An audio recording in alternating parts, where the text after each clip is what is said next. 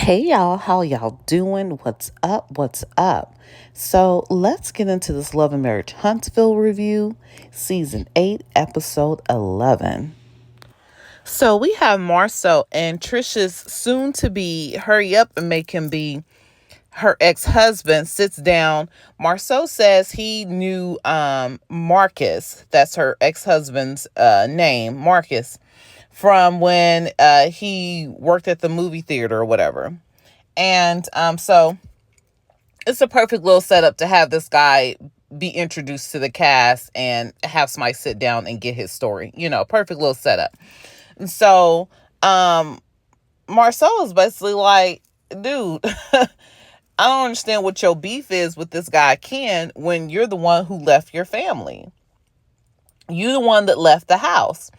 And the guy was just kind of explaining, Marcus was kind of explaining like, well, things weren't going so good between us two. And I admit that I should have been there for her in her time of grieving, but it just felt like too much was going on and I felt like I needed a break.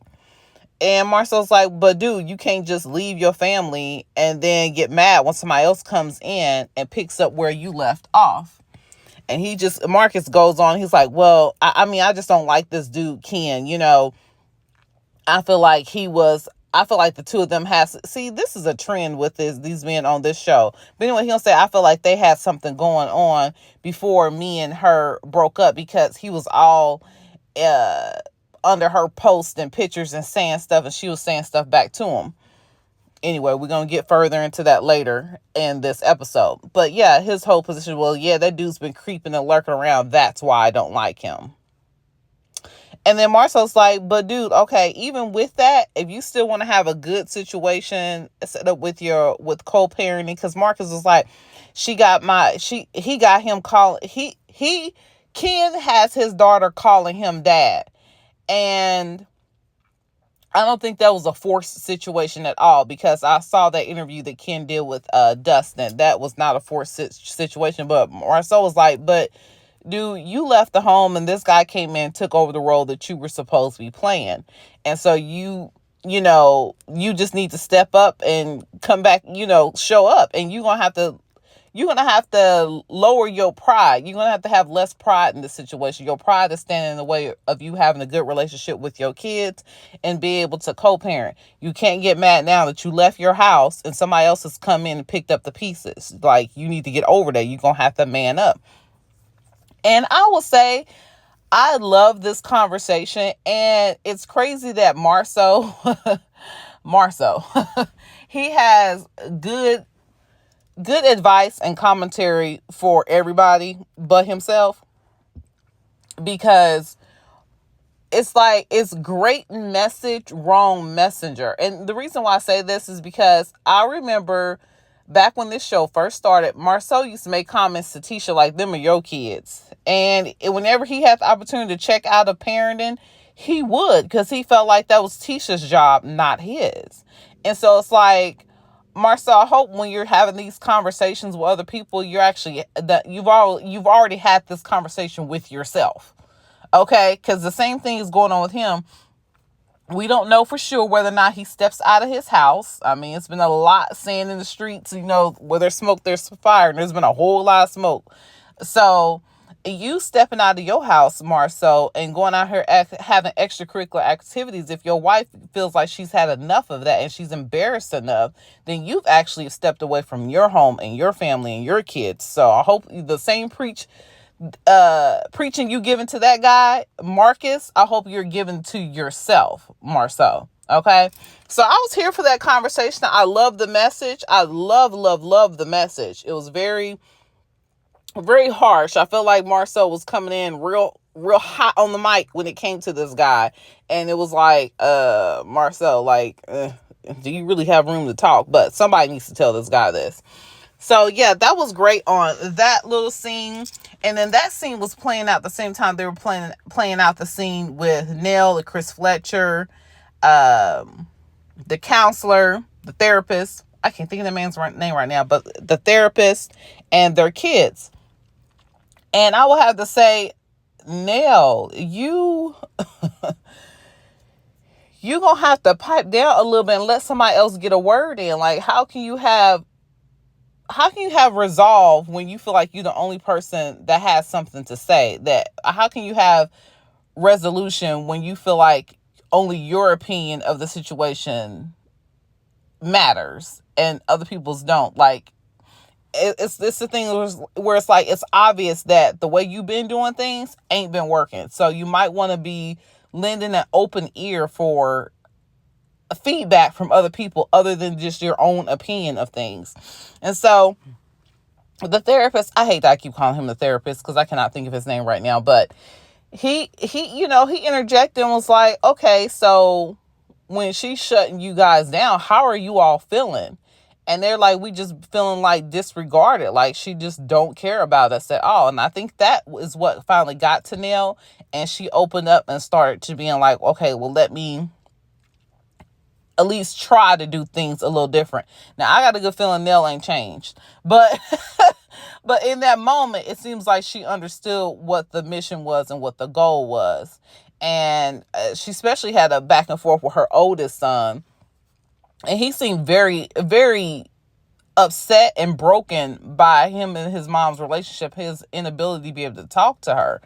And, that happens a lot with your older kids because they've been around you the longest and they've been able to see all your ups and downs and growth. I've experienced that with my own oldest son. And it's really important to listen to the oldest child because they've watched you, especially with my son. I had my son young. So he's watched me be basically a kid into an adult. And so his opinion on how I handle things and do things, I would actually take his advice because I know he's been on the outside looking in. He's seen all of it, So yeah, that was a really cute, beautiful moment. I would have my eyes was all teared up. I had a lump in my throat watching that scene play out, but I loved it. I know people was like, oh, it's so boring, but I don't know. Sometimes with the viewers, I be wondering, like, what do y'all want? Y'all say it's too toxic, and then when something like this happens, y'all say it's boring. I don't get. It's like, make up your mind, pick a struggle. Which one do you want to see on this screen? But I enjoyed this because it's like finally we get some type of substance to the drama. Like we're getting like actual kind of like relationship healing and management. So that was pretty good. Next, we have, I like that Melody sat down with Nell, and you could tell in their interaction that they do truly have a real friendship and a real relationship. It's not just for camera type of relationship. They have a real actual friendship. And, Mel had to tell Nell, like, yeah, sometimes you let your pressure get built up and you snap, crackle, and pop on people. You've even snapped, crackled, and popped on me. That's what Mel was telling Nell. Like, you've even snapped on me, So you let your pressure get up and you don't really want to listen to people, because Nell came to her and she was like, we had this meeting and I feel like everybody turned on me and that wasn't, and this was prior to the therapy session. Nell was talking about, she was mad about everybody was saying that she needed to have see a therapist. She was like, no, not me. It's just y'all need to run me my money.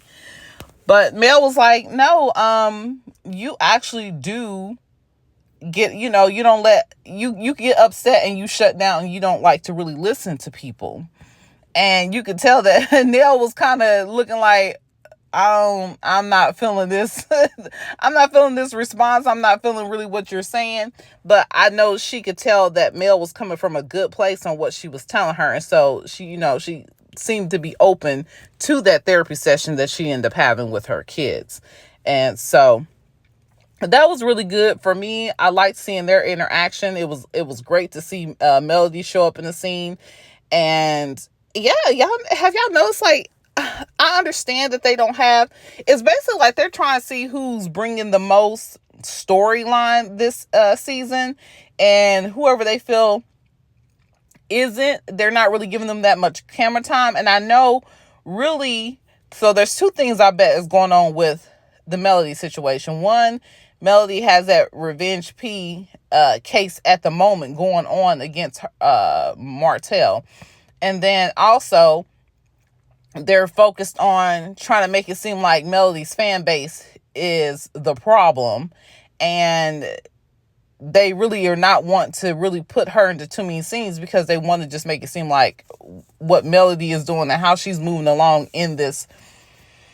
on this show is a problem. Like, everything she's got going on is such a big problem. But it's like, no, if you all do what other reality TV shows and companies do, they protect people who are being AB'd and put in terrible situations, then y'all wouldn't have so much time with filming when it comes to Melody. Because, of course, we know, because we watch her outside of the show, things that she has going on. She has got a lot going on, a lot of storyline that they can bring on the show, but they're choosing not to do that. So anyway, we already know about all that and how Carlos King and some of the producers get down.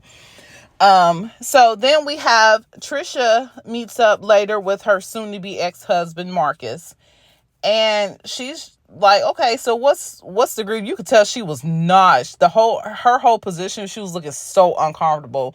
She was not here for trying to have a conversation with him. She was not feeling it. She was looking very, very uncomfortable. And sometimes I'll be wondering, like, what does she think is going to come out? Or maybe Trish is just a very timid type of person. Like, she's really reserved. But anyway, he comes up in there, and I was like, from him talking to Marsau and then sitting down and talking to her, it feels like Trish, because they said they were dating since high school. They were together since high school. It feels like Trish grew up and became an adult, and he didn't. Because I was getting from him in every conversation, I felt like immature points of views, very immature way of thinking about things. And even you could tell he had a very immature way of handling things. It's like I said, it's like she grew up and became an adult in the relationship, and he stayed an 18-year-old boy, because he said they were together since he was 18, I think since she was 17. So it's like he never grew up, but she did. And that's probably why they ended up having to go their separate ways, because it just wasn't working out anymore.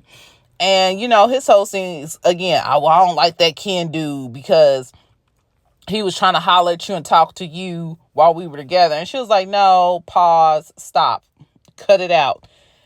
He did not start talking to me until after you and I were already separated for some years.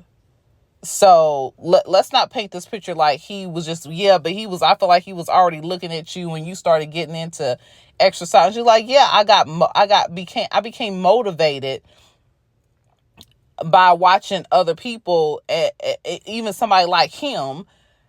I became motivated to become, basically take on being in the fitness arena. I guess that's what I'm trying to say. She got motivated by him. So she just like, hey, I'm about to do this. I'm about to go all out.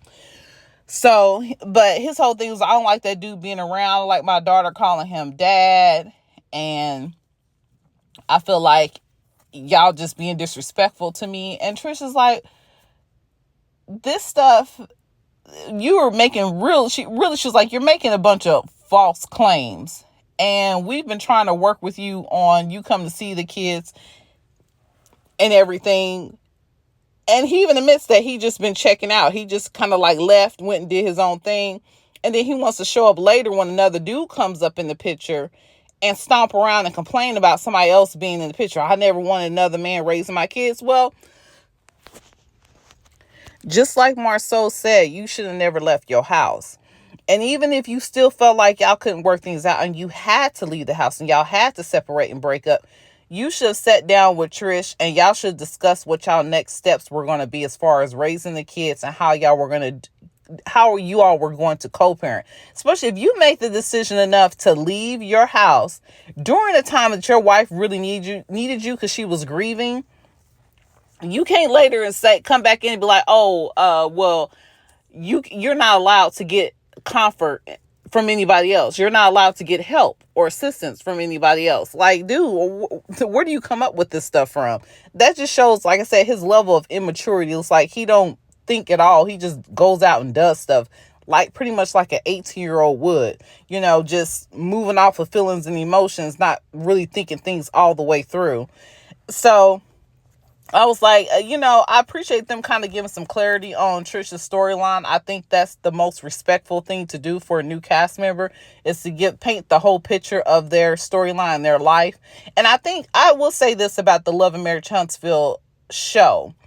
they do that. I notice every time a new cast member is brought in, they try to provide us a full picture of that person's life. So we kind of get an idea of who this person is coming onto the show. Unlike some other reality shows, they don't really do that. They just have the person come in as a friend of XYZ. And all you know that person as is the shit starter, because most people come in there thinking they need to just start shit with everybody in order to stay on the show. So I do appreciate that Love and Marriage Huntsville did that. And so overall, this episode was pretty good. If I had to rate it from a 1 to a 10, I would give it like I would give it a